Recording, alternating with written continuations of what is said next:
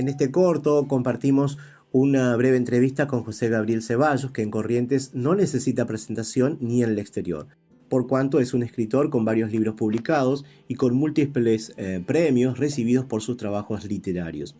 Pero mencionemos, por ejemplo, algunas de sus obras. Los Ciudadanos, 1980, El Oidor y otros cuentos, 1985, Allá siempre baila la muerte, 1989, Madeín Buenavista, 1992, El patrón del chamamé, 1998, Complicaciones intelectuales, 2000, Buena Vista, capital del sexo, 2021, y El poeta del odio, en este año 2025. Y para finalizar esta presentación, digamos que como gestor cultural fundó y coordinó las primeras 4 ediciones de la Feria Regional del Libro de Alvear, de 1984 a 1987. Fundó y dirigió la Casa de la Cultura de Alvear, así como coordinó algunas ediciones anuales de las Jornadas de Educación, Literatura y Comunicación de la Universidad Nacional del Nordeste. Bienvenido, José Gabriel, al 5º Encuentro Provincial de Escritores de Corrientes. Hola, Walter. Es un placer estar acá conversando con vos y en este encuentro que aprecio mucho y que creo es muy importante para la literatura de la provincia y de la región. Sería interesante que nos pudieras contar cómo se inició este paso de vivir en la capital provincial al volver a vivir en Alvear en tu escritura creativa. Lugar donde asumo se dieron diferencias y hasta contrastes demográficos importantes respecto de Corrientes. Quizás sin darte cuenta fuiste creando todo un universo, ¿no? Sí, yo vengo después de estudiar abogacía, recibirme en Corrientes y trabajar un tiempo, 2 o 3 años en la abogacía, tuve que venir por una cuestión familiar, tuve que abocarme al trabajo del campo, por, digamos, un mandato familiar ya que ya era ineludible. Y bueno, volví a Alvear, que es un pueblo muy chico, hoy tiene 8.000 habitantes, en aquella época tendría, 6. Y tuve que amoldar mi literatura un poco a las posibilidades que me ofrecía Alvear, sobre todo en materia temática. Yo venía a hacer una literatura, una narrativa urbana. En ese momento yo había sacado 2 libros muy chicos. Uno se llamaba Los Ciudadanos y el otro Juanita Diariera Cambia de Oficio. Claro. Y cuando llegué acá, el primer temor que tuve fue, contagiarme demasiado con el realismo mágico que estaba en boda, Ajá. con García Márquez, muy de moda en esa época, etc. Claro. Que nosotros leíamos, consumíamos mucho porque nos gustaba mucho, ¿no? Claro. A mi generación en aquella época. Uh-huh. Pero bueno, fui advirtiendo notas distintivas de este pueblo, de esta atmósfera, que además conocía bastante porque yo había nacido acá y había vivido hasta la salida de la adolescencia acá. Claro, claro. Esto es mucho más contenido, esto no es pirotécnico como Macondo, la idiosincrasia es otra. Claro. Bueno, en todo se advierte, observando bien la cosa, se advierten las diferencias. Y así fue naciendo ese pueblo que no me propuse escribir sobre un pueblo, crear un pueblo imaginario en su momento. Uh-huh. Salió un primero, segundo, el tercer libro hasta que fue tomando color, claro, lo del pueblo, porque los personajes empezaron a saltar de un cuento a otro y así surge Buenavista, ¿no? Uh-huh. Que es la parte medular de mi narrativa corta, porque aparte de eso hago también alguna narrativa no ambientada en Buenavista, tengo algunos libros. Ajá. Porque trato de no autoplagiarme, porque es inevitable el peligro también del autoplagio acá, porque claro, de alguna manera yo estoy adentro del cuento, vivo adentro del cuento. Salgo a la calle y me bombardean historias de todos lados. Claro. Y está la tentación de escribir todo eso.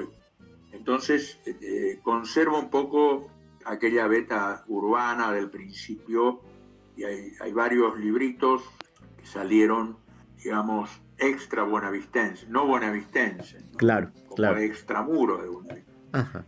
Y así se fueron dando las cosas, ¿no? Claro. De una manera bastante curiosa. Así que el cambio fue muy radical, muy importante, pero duró bastante tiempo, pero mis miedos se terminaron disipando porque determinado momento esta atmósfera me dio un lenguaje muy suyo, que hoy yo creo la identifica, ¿no? Totalmente. Claro, claro. El poeta del odio es el título de tu libro publicado por Moglia Ediciones en este año 2025. Justamente es un año importante, una forma entonces interesante de celebrar los 40 años del surgimiento de la ya reconocida Buenavista. Un pueblo, un mundo particular, un universo, donde los personajes viven sus historias. Pregunto entonces, ¿cuánto cambió ese universo en estos años o es que se conserva en su esencia? Sí, Buenavista es un pueblo más que estancado, decadente. Es un pueblo muy parecido a este, un pueblo que tuvo mucho y perdió mucho. Está en la frontera con el Brasil. En algún momento fue un pueblo más grande que el que tenemos enfrente en el Brasil. Hoy es enormemente menor. Es un pueblo un poco aislado del mundo por las distancias. Claro. Y con mucha decadencia, mucha melancolía, muchas cosas perdidas. Y bueno, y ahí adentro pasa un poco de todo, ¿no? Claro. Pero los cambios en Buenavista, así como Alvear, que es el pueblo real donde vivo, no cambió, mayormente, al contrario, si cambió fue para retroceder. Así también Buenavista está como quedado en el tiempo, ¿no? Es un lugar lleno de añoranzas y de fantasmas y de pérdidas.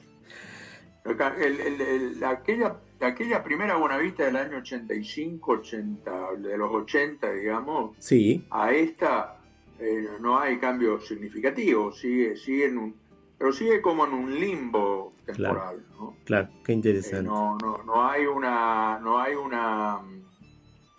hay fechas. Las fechas cuentan muy poco en Buenavista.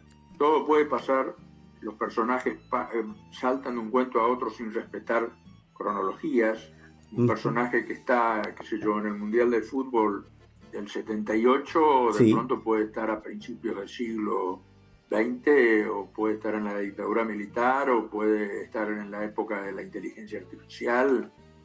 No hay cronologías. Claro, Lo que sí, la médula, que es esa atmósfera del pueblo, digamos, melancólica, es inconmovible, ¿no? Claro. Continúa siempre la misma.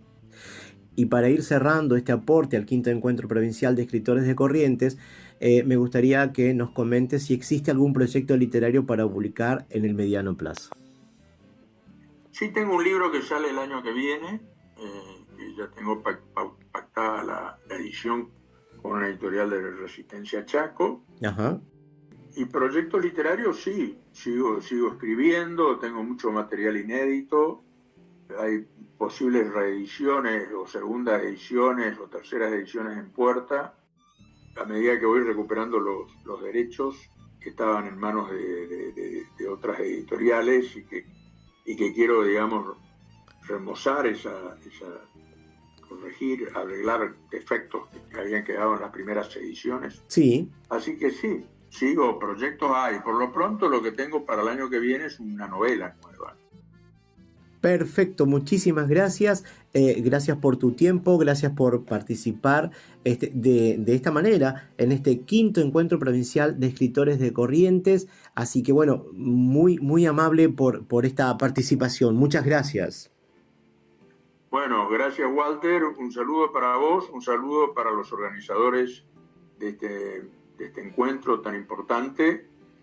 Yo tengo noticias de lo que pasa allí, de lo que ha venido sucediendo desde el primer encuentro, y me parece algo muy saludable para la literatura de la provincia y de la región, ¿no? Un saludo para ellos, un abrazo para ellos. Muchas gracias.